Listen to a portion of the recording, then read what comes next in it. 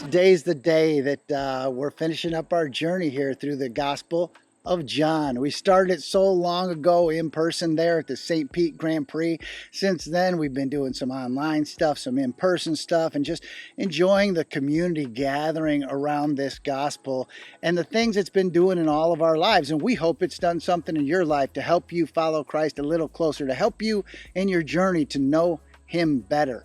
Well, this week we're covering verse 21, the last chapter in the Gospel of John. And I usually read out of the NLT version of the Bible, and that translation is listed, chapter 21, as an epilogue. And I thought that was very fitting as we bookend our series here, because an epilogue is where we look back, kind of conclude it all, and see what we can take home out of this. And as I was reading through chapter 21 here, I think a kind of fitting message came across my soul that I just wanted to share with you. And it starts with this first account here in verse 6, where Jesus tells the disciples to throw their net over the other side of the boat to get a better catch of fish. And they do. They catch an abundance of fish, so much that they fill their nets and they're having trouble with it. And they come to shore, and Jesus cooks them a little breakfast with those fish. And then he gets in this conversation with Peter. And he says to Peter, "Peter, do you love me?" And Peter answers. They go through this 3 times, but he answers always something effective. "You know I do, Lord." And Jesus tells him, "Well, then feed my sheep." And another case where Jesus says, hey, do this thing, and you're going to get a different result. Because as we know, coming up in the book of Acts, what we may not know, but Peter preaches a sermon that brings over 3,000 people to Christ in one day. And I got to thinking, about, okay, throw your net over the other side of the boat. Peter, you're a fisherman, but I'm framing everything for the rest of your life in the terms of a shepherd. Feed my sheep. And Jesus is calling these people following him to do something different. Do something different that you normally wouldn't do. Call to action, right?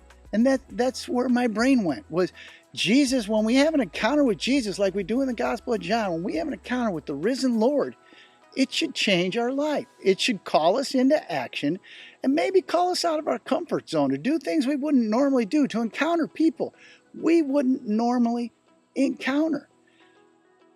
When we have that heart change from meeting Jesus, and then we keep working on our faith and reading through the Bible and gathering with others and talking through our faith, God puts things on our hearts and things we wouldn't normally come up with on our own. And looking back through the Gospel of John, that's our hope for you, is that it has changed something in your life, calling you to action to affect this world for God's glory, not your own. And so often, that's what we do in life, is we go out and we do things that we want to do for our benefit, all that kind of stuff. But Jesus is calling us to something different. He's calling us to something bigger.